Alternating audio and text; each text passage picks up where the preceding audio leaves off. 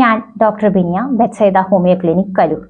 ഇന്ന് നമ്മൾ മനസ്സിലാക്കുന്നത് എന്താണ് പൈൽസ്, പൈൽസിന് നമ്മൾ എന്തൊക്കെ കെയറുകളാണ് സ്വീകരിക്കേണ്ടത്, പൈൽസ് വന്നു കഴിഞ്ഞാൽ എപ്പോൾ നമ്മൾ ഡോക്ടറെ കാണിക്കണം, അതുപോലെ തന്നെ എന്തൊക്കെ ചെയ്യണം, ചെയ്യേണ്ടാത്തത് എന്തൊക്കെ, ഇതൊക്കെയാണ് ഇന്ന് നമ്മൾ നോക്കുന്നത്. അപ്പോൾ പൈൽസ് എന്ന് പറഞ്ഞാൽ എന്താണ്? ഇത് ആക്ച്വലി എല്ലാവർക്കും, ഒരുപാട് പേഷ്യൻസിനുള്ള ബുദ്ധിമുട്ടാണ് പൈൽസ് അല്ലെങ്കിൽ മൂലക്കുരു എന്ന് പറയുന്നത്. ഈ പൈൽസിൻ്റെ മെഡിക്കലി നമ്മൾ പറയുന്നത് ഹെമറോയിഡ്സ് അല്ലെങ്കിൽ അർഷസ് എന്നാണ്. അപ്പോൾ അതിൽ നമ്മുടെ വെയിൻസിൻ്റെ, രക്തത്തിലെയും ആനസിൻ്റെയും വെയിൻസിൻ്റെ എൻഗോർജ്മെൻറ്റ്, അതായത് തടിപ്പ്, ഇൻഫ്ലമേഷൻ എന്നൊക്കെ നമുക്ക് വേണമെങ്കിൽ പറയാം. ഇതാണ് നമ്മുടെ പൈൽസ് എന്ന് പറഞ്ഞ കണ്ടീഷൻ. അപ്പോൾ ഈ ഒരു കണ്ടീഷനിൽ നമ്മൾ എന്ത് ചെയ്യണം എന്ന് വെച്ചാൽ, ഇത് വന്നു കഴിഞ്ഞാൽ നമ്മൾ എന്തായാലും ഇതിൻ്റെ സിംറ്റംസ് എന്തൊക്കെയാണെന്ന് വെച്ചിട്ടുണ്ടെങ്കിൽ, വയറ്റിന്ന് പോകുന്നതിൻ്റെ മുൻപോ അല്ലെങ്കിൽ കഴിഞ്ഞോ നമുക്ക് വയറുറച്ചിട്ടുണ്ടാവും. സാധാരണ കോമൺ ആയിട്ട് പേഷ്യൻസ് പറയുന്നത് ഈ മലബന്ധത്തിനോട് കൂടെയാണ് നമുക്ക് ഈ പൈൽസ് കാണുന്നത്. പക്ഷേ ചിലവർക്ക്, ഞാൻ ആദ്യം ഒരു ഇതിൽ പറഞ്ഞിട്ടുണ്ടായിരുന്നു, ഇറിറ്റബിൾ ബവൽ സിൻഡ്രോം. ഈ ഒരു കണ്ടീഷനിൽ, അതായത് ഇടയ്ക്കാലത്ത് കുറച്ച് കാലം നമുക്ക് കോൺസ്റ്റിപ്പേഷൻ ആയിരിക്കും, അതായത് മലബന്ധമായിരിക്കും. പിന്നെ കുറച്ച് കാലം നമുക്ക് ഡയറിയ, അതായത് നമ്മുടെ വയറിളക്കം. ഈ ഒരു കണ്ടീഷനിലും അടിക്കടി വയറ്റിന്ന് പോയിക്കൊണ്ടിരുന്നാലും നമുക്ക് എന്ത് വരാം, ഈ പൈൽസ് എന്ന് പറഞ്ഞ കണ്ടീഷൻ വരാം. അല്ലെങ്കിൽ നമുക്ക് മലബന്ധം ഉണ്ടെങ്കിലും ഇതേപോലെ തന്നെ അവിടുത്തെ ഒരു പ്രഷർ വന്നിട്ട്, നമ്മുടെ ബ്ലഡ് വെസൽസിൽ വെയിൻസിന് ഒരു പ്രഷർ വന്നിട്ട് ആ ഭാഗത്ത് ഒരു ഇൻഫ്ലമേഷനോ അല്ലെങ്കിൽ സ്വെല്ലിങ്ങോ എന്തെങ്കിലും രീതിയിലുള്ള ഒരു ബുദ്ധിമുട്ട് കാണാറുണ്ട്. അപ്പോൾ ഈ ഒരു ഇതാണ് ഏറ്റവും കോമൺ ആയിട്ട്, അതായത് കോൺസ്റ്റിപ്പേഷൻ അല്ലെങ്കിൽ ഡയറിയ എന്നുള്ളതാണ് ഇവർ കോമൺ ആയിട്ട് പറയുന്ന ഒരു കണ്ടീഷൻ. അതിൻ്റെ കൂടെ നമുക്ക് പൈൽസ് ഉണ്ടാവാനുള്ളൊരു സാധ്യതയുണ്ട്. അപ്പോൾ ഇതിൽ ചെറിയ ഒരു കണ്ടീഷൻ, അതായത് ഇപ്പോൾ ചെറിയൊരു വേദന അല്ലെങ്കിൽ ചെറിയൊരു ബേണിംഗ് സെൻസേഷൻ, അല്ലെങ്കിൽ എന്ത് പറയാം, നമുക്ക് ഭയങ്കര ഒരു ചില സമയത്ത് ഒരു ചോര പോകുന്ന പോലെ നല്ലോണം പ്രസ് ചെയ്ത് വയറ്റിന്ന് പോയതിന് ശേഷം ചെറുതായിട്ട് ചോര പോയോ എന്നൊരു സംശയം, ഇന്നൊക്കെ പറയുന്ന കേസസ് ഇതിൻ്റെ ഫസ്റ്റ് സ്റ്റേജ് ആണ്. അപ്പോൾ തന്നെ നമുക്ക് ഇതിൻ്റെ കൂടെ തന്നെ ഒരു സ്കിൻ ടാഗ് പുറത്തേക്ക്, ഈ ആനസിൻ്റെ ഭാഗത്ത്, അതായത് മലദ്വാരത്തിൻ്റെ പുറത്തോട്ട് തള്ളി വരുന്നതായിട്ട് തോന്നുന്നുണ്ടെങ്കിൽ 100% അത് പൈൽസ് ആവാനാണ് സാധ്യത.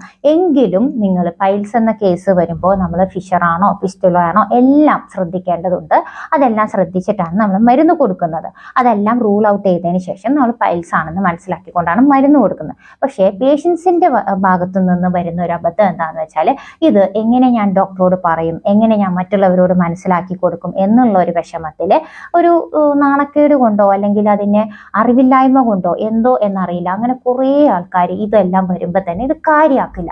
അത് സാരമില്ല, ചെറിയ പ്രശ്നമല്ലേ, വയറ്റിന്ന് പോകുമ്പോൾ മാത്രമല്ലേ ഉള്ളൂ, അതിപ്പം കുറച്ച് നേരത്തിൻ്റെ വേദനയല്ലേ എന്ന് പറഞ്ഞ് വിട്ടുകളയരുത് എന്നേ ഞാൻ പറയത്തുള്ളൂ. അങ്ങനെ വിട്ടുകളയുന്നതുകൊണ്ട് എന്താണ് സംഭവിക്കുന്നത്, ഇത് നമ്മൾ ഗ്രേഡ് 4 വരെയുണ്ട്. അപ്പോൾ ഗ്രേഡ് 1-ൽ നിന്നും ഇത് 2ഉം 3ഉം 4ഉം ആവാൻ പെട്ടെന്ന് മാറിക്കൊണ്ടിരിക്കും. നമ്മൾ മരുന്നൊന്നും കഴിക്കാതെ, നമ്മൾ ഡയറ്റൊന്നും ശ്രദ്ധിക്കാതെ, ഇപ്പോൾ ഈ പറഞ്ഞ കാര്യങ്ങളൊന്നും ശ്രദ്ധിക്കാതെ നമ്മൾ നീങ്ങുകയാണെങ്കിൽ ഗ്രേഡ് 1-ന്ന് പെട്ടെന്ന് തന്നെ ഇത് കൂടിപ്പോകാറുണ്ട്.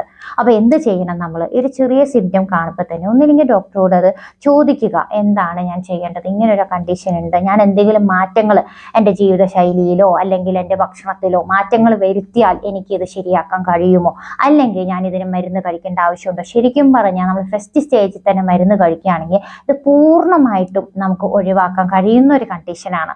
പക്ഷേ നമ്മളിത് കഴിക്കാതെ വരുമ്പോഴാണ് ഇത് വളരെ മോശം സ്റ്റേജിലോട്ട് നീങ്ങിപ്പോകുന്നത്. അപ്പോൾ നമുക്ക് ഇതിനെപ്പറ്റി ജസ്റ്റ് ഒന്ന് മനസ്സിലാക്കാം. അതായത് ഇത് 2 തരത്തിലുണ്ട്, എക്സ്റ്റേണൽ പൈൽസ് അല്ലെങ്കിൽ ഇന്റേണൽ പൈൽസ്. എക്സ്റ്റേണൽ പൈൽസ് ആണ് പുറത്തേക്ക് തള്ളി വരുന്നത്, സ്കിൻ ടാഗ് പോലെ പുറത്തേക്ക് തള്ളി വരും. അത് കൂടുതലായും കാണുന്നത് നമ്മൾ സ്റ്റൂൾ പാസ് ചെയ്യുന്ന സമയത്താണ്. ഈ സ്റ്റൂൾ പാസ് ചെയ്യുമ്പോഴാണ് നമുക്ക് തള്ളി വരുന്നത്, അതുപോലെ തന്നെ തിരിച്ച് കയറി പോവുകയും ചെയ്യും. പക്ഷേ ആ സമയത്ത് നമുക്ക് വേദന ഉണ്ടാവാം, ചൊറിച്ചിലുണ്ടാവാം, അതേപോലെ തന്നെ എന്താ പറയുക, ബേണിംഗ് സെൻസേഷൻ, അതായത് പുകച്ചിലുണ്ടാവാം. പിന്നെ അതേപോലെ ചിലപ്പോൾ ബ്ലീഡിങ്ങും കാണാം. ചില സമയത്ത് സ്റ്റൂളിൽ തന്നെ ഒരു വര പോലെ ചോര കാണാറും ഉണ്ട്. ഇതൊക്കെ കോമൺ ആണ്, ഇതൊക്കെ ഉണ്ടാവാറില്ല. ഇനി ഇന്റേണൽ പൈൽസിന്റെ കുഴപ്പം, ഇത് സ്കിൻ കൊണ്ടാണ് ഇതിനെ കവർ ചെയ്തിരിക്കുന്നത്. അതുകൊണ്ട് തന്നെ നമുക്ക് ശരിക്കും വ്യക്തമായിട്ട് പുറത്തോട്ട് കാണാനും പറ്റും ഈ എക്സ്റ്റേണൽ പൈൽസ് ആണെങ്കിൽ.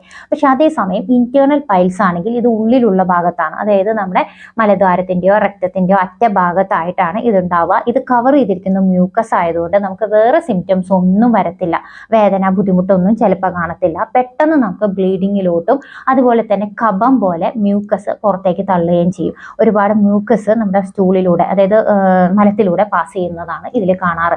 അപ്പൊ അതാണ് കുറച്ചും കൂടി നമുക്ക് മനസ്സിലാവാതെ കുറച്ചും കൂടി മോശം സ്റ്റേജിലോട്ട് കയറി പോകുന്നത് ഇന്റേണൽ പൈൽസ് ആണ്. എക്സ്റ്റേണൽ പൈൽസ് ആകുമ്പോൾ പെട്ടെന്ന് കാണുകയും അപ്പോൾ അവർ പേടിച്ചിട്ട് നമ്മുടെ അടുത്ത് വരുമ്പോൾ തന്നെ മരുന്ന് കൊടുക്കുന്നതുകൊണ്ട് ഗ്രേഡ് 1 മാറ്റിയെടുക്കാൻ വളരെ എളുപ്പമാണ്, അല്ലെങ്കിൽ ഗ്രേഡ് 2 ഗ്രേഡ് 1 എളുപ്പമാണ്. പക്ഷെ അതേസമയം ഗ്രേഡ് 4 എത്തുമ്പോൾ തന്നെ നമ്മൾ അലോപ്പതിനെ കാണിക്കുമ്പോൾ തന്നെ നമുക്ക് വരുന്നത് ഓപ്പറേഷൻ ആണ്. പക്ഷെ ഓപ്പറേഷൻ ചെയ്യുന്നത് കൊണ്ട് എന്ത് സംഭവിക്കുന്നു എന്ന് വെച്ചാൽ, ഓപ്പറേഷൻ ചെയ്ത് കഴിഞ്ഞാലും ഈവൻ അപ്പം നമ്മൾ ബെറ്റർ ആവുന്നു, പക്ഷെ എന്നിരുന്നാൽ പോലും നമുക്ക് എന്ത് സംഭവിക്കും, അത് കഴിഞ്ഞാലും ചിലപ്പോൾ ഇതിന് ഒരു റിക്കറൻസ് ഉണ്ടാവാനുള്ള ഒരു സാധ്യതയുണ്ട്. അപ്പൊ ഇങ്ങനെ റിക്കറൻസ് വരാതിരിക്കാനും നമ്മുടെ കയ്യിൽ നിന്ന് ഒരുപാട് പേഷ്യൻസ് മരുന്ന് കഴിക്കുന്നുണ്ട്. കാരണം 4ഉം 5ഉം പ്രാവശ്യം ഈ ഓപ്പറേറ്റ് ചെയ്ത ആൾക്കാരും ഇവിടെ വരുന്നുണ്ട്. കാരണം ഇനിയെങ്കിലും ഈ ഒരു അവസ്ഥയിൽ നിന്നും ഞങ്ങൾക്ക് ഉണ്ടാവരുത്, ഈ ഒരു കണ്ടീഷൻ ഉണ്ടാവരുത് എന്ന് പറഞ്ഞിട്ട് മരുന്ന് കഴിക്കുന്ന പേഷ്യൻസും ഉണ്ട്. ഓക്കെ, അപ്പൊ അതാണ് ഞാൻ പറഞ്ഞു വന്നത്. നമ്മൾ ഏറ്റവും ആദ്യം തന്നെ ചികിത്സ തേടുക, അതാണ് ഒരു കാര്യം. പിന്നെ നമ്മൾ ഇതിൽ എന്തൊക്കെ ചെയ്യാൻ പാടും എന്തൊക്കെ ചെയ്യാൻ പാടില്ല എന്ന് നോക്കാം. ഏറ്റവും കൂടുതലായിട്ട് ഇത് വരാനുള്ള കാരണം നമ്മൾ ഇരിപ്പ്, അതായത് കൂടുതൽ നേരം ഇരുന്ന് sitting for a long time എന്ന് പറയില്ലേ. അപ്പം എല്ലാ ജോലികൾക്കും, ഇപ്പൊ എന്തോരം ജോലികൾക്കാണ് നമ്മൾ ഇരുന്നു കൊണ്ട് പണി ചെയ്യുന്ന ഒരവസ്ഥ. ഇപ്പൊ IT കമ്പനിയിലാണെങ്കിൽ വേണ്ട, ഞങ്ങൾ തന്നെ നോക്കൂ, ഞങ്ങൾ പേഷ്യൻസിനെ നോക്കുന്നു, മരുന്ന് എഴുതുന്നു, ഇത് ഉച്ച വരെ കണ്ടിന്യൂ ചെയ്യുന്നു, ഉച്ചയ്ക്ക് ഒരു ചെറിയ റെസ്റ്റ്, അത് കഴിഞ്ഞാൽ പിന്നെയും ഇത് തന്നെ നമ്മൾ തുടരുവാണ്. നമ്മൾ കൂടുതലും നേരം സിറ്റിംഗ് പൊസിഷനിൽ അങ്ങനെ ഇരിക്കുകയാണ്. അപ്പൊ താഴോട്ടുള്ള പ്രഷറാണ് ഏറ്റവും അധികമായിട്ട് കൂടുന്നത്. അപ്പൊ ആ ഒരു പ്രഷർ കാരണം നമ്മുടെ ഈ വെയിൻസിനൊരു ഇത് വരികയും തളർച്ച വരികയും അതുകൊണ്ട് നമുക്ക് ഉണ്ടാവുന്ന ഒരു സ്വെല്ലിങ്ങോ ഇൻഫ്ലമേഷനോ ഒക്കെ ഉണ്ടാവാനുള്ള സാധ്യത. അപ്പൊ ഇടയ്ക്ക് നമ്മൾ എന്ത് ചെയ്യണം, അത് വരാതിരിക്കാൻ നമുക്ക് ഇടയ്ക്ക് ഒന്ന് എഴുന്നേറ്റ് നിൽക്കാം, അല്ലെങ്കിൽ എഴുന്നേറ്റ് നടക്കാം. ഇതൊക്കെ നല്ല കാര്യങ്ങളാണ്, അതെല്ലാം ചെയ്യുന്നത് നല്ലതാണ്. അതുപോലെ നമുക്ക് രണ്ടാമതായി പറയാനുള്ളത് ഇനി ഓരോ കാരണങ്ങളാണ്. അപ്പൊ രണ്ടാമത് നമുക്ക് പറയാനായിട്ട് എന്താണെന്ന് വെച്ചാൽ, നമ്മൾ പ്രഗ്നൻസി പീരീഡിൽ, അതൊരു കാരണമല്ല എങ്കിലും പ്രഗ്നൻസി പീരീഡിൽ നമ്മുടെ കുഞ്ഞിൻ്റെ വെയിറ്റ് കൊണ്ട് നമുക്ക് എന്തോ ഓവറോൾ ആയിട്ട് നമുക്ക് ആ ഒരു പ്രഷർ, താഴോട്ടുള്ള പ്രഷർ കൂടുതലാണ്. അപ്പോൾ അതൊന്ന് ശ്രദ്ധിക്കണം. ആ സമയത്ത് നമ്മൾ ഇടയ്ക്ക് കിടക്കുകയും അതേപോലെ തന്നെ നടക്കുകയും എല്ലാം ചെയ്യണം. കാരണം കണ്ടിന്യൂസ് ആയിട്ട് നമ്മൾ ഇരിക്കുന്ന പൊസിഷനിൽ ഇരിക്കുമ്പോഴാണ് കൂടുതലും പൈൽസിൻ്റെ ഒരു അവസ്ഥ വരുന്നത്. പിന്നെ ടൈറ്റായ ക്ലോത്ത്സും ചൂടും, അതിനൊരു എക്സാമ്പിൾ ഈ ഡ്രൈവർമാരെ അങ്ങനത്തെ ജോലി ചെയ്യുന്ന ആൾക്കാരുണ്ടല്ലോ, അവർ നല്ല ചൂടത്ത് അതേ സിറ്റിംഗ് പൊസിഷനിൽ ഇങ്ങനെ ഇരിക്കുകയാണ്. അപ്പൊ അങ്ങനത്തെ ആൾക്കാരിലും ഇത് കൂടുതൽ വരാനുള്ള ഒരു സാധ്യതയുണ്ട്. ഇരുന്ന് കണ്ടിന്യൂസ് ആയിട്ട് വൈകുന്നേരം വരെ വണ്ടി ഓടിക്കുന്നത്, ദൂര യാത്രകൾ പോകുന്നവരെ, ഇങ്ങനെയൊക്കെയുള്ളവരെ ഇത് ശ്രദ്ധിക്കണം, അതുണ്ടാവാനുള്ള സാധ്യതയുണ്ട്.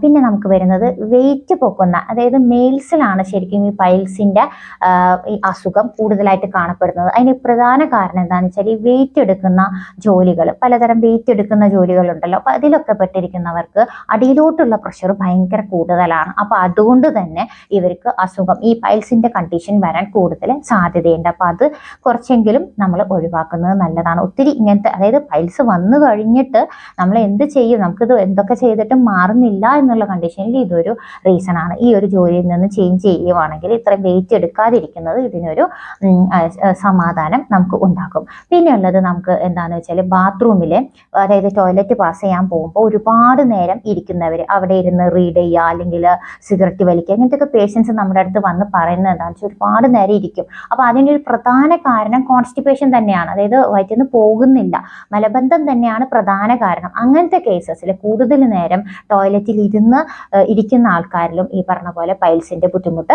കാണാറുണ്ട്. അപ്പോൾ അതൊന്ന് ശ്രദ്ധിക്കുക. പിന്നെ വെള്ളം ധാരാളം കുടിക്കുക. കാരണം വെള്ളം കുടിക്കാത്തതിനനുസരിച്ച് നമുക്ക് എന്ത് സംഭവിക്കും, ഡീഹൈഡ്രേഷൻ ഉണ്ടാവും. അപ്പം തന്നെ നമ്മുടെ മലം ഉറയ്ക്കാനുള്ള സാധ്യത കൂടുതലാണ്. അപ്പോൾ അതുകൊണ്ട് എപ്പോഴും നല്ല പോലെ വെള്ളം കുടിക്കാൻ ശ്രദ്ധിക്കുക. പിന്നെ അതുപോലെ തന്നെ നമ്മുടെ ഭക്ഷണത്തിൽ ഉൾപ്പെടുത്തേണ്ടത് എന്താണെന്ന് വെച്ചാൽ, നമുക്ക് ഫൈബർ അടങ്ങിയ ഫുഡുകളാണ് നമ്മൾ കൂടുതലായും കഴിക്കേണ്ടത്. അതിൽ 2 തരം ഫൈബറുകളുണ്ട്. ഒന്ന് സോല്യൂബിൾ ഫൈബറും ഒന്ന് ഇൻസോല്യൂബിൾ ഫൈബറും. സോല്യൂബിൾ ഫൈബറിൽ വരുന്നതാണ് നമ്മുടെ ഏറ്റവും നല്ലത്, എളുപ്പത്തിൽ നമുക്ക് കഴിക്കാൻ പറ്റുന്നതാണ് ഈ ഫ്ലാക്സ് സീഡ്, അതേപോലെ ചിയ സീഡ്, അങ്ങനത്തെയൊക്കെ സാധനങ്ങൾ. പിന്നെ ബീൻസ്, അങ്ങനത്തെയൊക്കെ ഇതെന്ന് പറയുമ്പോൾ അത് ഈ സോല്യൂബിൾ ഫൈബറിൽ വരുന്നതാണ്. അപ്പോൾ അത് നമ്മുടെ സ്റ്റൂളിനെ, അതായത് നമ്മുടെ മലത്തിനെ സോഫ്റ്റ് ആക്കുകയാണ് ചെയ്യുന്നത്. അപ്പോൾ പോവാനായിട്ട് ഒരു ലൂബ്രിക്കൻ്റ് പോലെ ആക്ട് ചെയ്തിട്ട് ഈസി ആയിട്ട് പോവാൻ സഹായിക്കും. അതേസമയം ഇൻസോല്യൂബിൾ ഇൻസോല്യൂബിൾ ഫൈബർ അതിനെയാണ് പറയുന്നത് റഫേജ് എന്നാണ് പറയുന്നത്. റഫേജ് എന്ന് പറഞ്ഞാൽ അത് നമ്മുടെ അൺഡൈജസ്റ്റഡ് വേസ്റ്റ് പുറത്തേക്ക് തള്ളാൻ, ഏറ്റവും വേഗത്തിൽ തന്നെ അൺഡൈജസ്റ്റഡ് വേസ്റ്റ് പുറത്തേക്ക് തള്ളാനാണ് അത് സഹായിക്കുന്നത്. അപ്പം ആ ഒരു കണ്ടീഷനും നമുക്ക് അതും നമ്മൾ അതിൽ വരുന്നതാണ് ഓട്സ്, പിന്നെ ഫ്രൂട്ട്സ്, സാലഡ്സ്, അങ്ങനത്തെ സാധനങ്ങൾ. അപ്പം എല്ലാ തരത്തിലുള്ള ഭക്ഷണങ്ങളും കൂടുതൽ കഴിക്കാൻ ശ്രദ്ധിക്കുക. അപ്പം എന്താണെന്ന് വെച്ചിട്ടുണ്ടെങ്കിൽ അപ്പം അത് വേഗത്തിൽ തന്നെ ഈ റഫേജ് നമ്മുടെ ബോഡിയിൽ കൂടുതലുണ്ടെങ്കിൽ അൺഡൈജസ്റ്റഡ് വേസ്റ്റ് പുറം തള്ളാനായിട്ട് എളുപ്പമാക്കുകയാണ് ചെയ്യുന്നത്. ഓക്കെ, അപ്പം അത് ചെയ്യുക. പിന്നെ അതേപോലെ തന്നെ നമുക്ക് ചെയ്യാൻ പറ്റുന്ന ഒരു കാര്യമാണ് പിന്നെ എക്സർസൈസുകൾ. എന്തൊക്കെ തരത്തിലുള്ള നമ്മുടെ വയറ് കംപ്രസ് ആവുന്ന തരത്തിലുള്ള എക്സർസൈസുകൾ നമ്മൾ ചൂസ് ചെയ്യുക. അതായത് നമ്മുടെ നീ ചെസ്റ്റ് പൊസിഷനിൽ വരുന്ന, അതായത് നീ എന്ന് പറഞ്ഞാൽ നമ്മുടെ മുട്ട്, ചെസ്റ്റ് എന്ന് പറഞ്ഞാൽ നെഞ്ച്. അപ്പോൾ ഇത് ഈ ഒരു ഭാഗം കംപ്രസ് ആവുന്ന തരത്തിലുള്ള നീ ചെസ്റ്റ് പൊസിഷനിൽ വരുന്നതും, അല്ലെങ്കിൽ നമുക്ക് യോഗ മുദ്രകൾ, അത് യോഗ ഇതിൽ നോക്കിയിട്ട് നമുക്ക് ഈ പവനമുക്താസന അല്ലെങ്കിൽ പാദഹസ്താസന എന്നൊക്കെ പറയുന്ന പല പല ഇതുണ്ട്. അതായത് നമ്മുടെ വയറ് കംപ്രസ് ആവുന്ന തരത്തിലുള്ള എക്സർസൈസുകൾ ചൂസ് ചെയ്തിട്ട്, എല്ലാം ചെയ്യണമെന്നില്ല, ഇതിനു വേണ്ടി മാത്രം നമ്മൾ ആ ഒരു നീ ചെസ്റ്റ് പൊസിഷൻ വരുന്ന ഏതൊക്കെയാണോ എന്നുള്ളത് നോക്കിയിട്ട് നമ്മൾ ഒന്ന് പ്രാക്ടീസ് ചെയ്യുകയാണെങ്കിൽ നമ്മുടെ വയറ് കംപ്രസ് ആവാനും അതേപോലെ തന്നെ വയറ് ഒഴിഞ്ഞു പോകുന്നതിനും, അതായത് കോൺസ്റ്റിപ്പേഷൻ ഇല്ലാതെ പോകുന്നതിനും നല്ലതാണ്. പിന്നെ നമുക്ക് ഒന്ന് പറയാനുള്ളത് എന്താണെന്ന് വെച്ചാൽ, ഞാൻ ആദ്യം പറഞ്ഞ പോലെ തന്നെ വയറിളക്കം അടുപ്പിച്ച് നമുക്ക് വയറിളക്കം വരുന്ന ആൾക്കാരാണെങ്കിൽ അത് പ്രത്യേകിച്ചും കണ്ടിരിക്കുന്നത് ഭക്ഷണം കഴിഞ്ഞ് ഉടനെ വയറ്റിന്ന് പോവുക, ഭക്ഷണം കഴിഞ്ഞ് ഉടനെ വയറ്റിന്ന് പോവുക, ഒരു അർച്ച് അവിടെ വരുന്നുണ്ട്, അങ്ങനെ എപ്പോഴും പോണം എന്നുള്ളത്. അപ്പം അങ്ങനത്തെ കേസസിലും ഈ ഒരു പ്രശ്നം ഉണ്ടാവാറുണ്ട്. അതായത് ശരിക്കും പറഞ്ഞാൽ ആ ഒരു ഭാഗത്ത് നമ്മുടെ ആനൽ ഔട്ട്ലെറ്റ്, അതായത് മലദ്വാരത്തിൻ്റെ അവിടെ ശരിക്കും ഒരു റബ്ബർ ബാൻഡ് പോലെയാണ്, ഒരു ഇലാസ്റ്റിസിറ്റി ഉണ്ട്.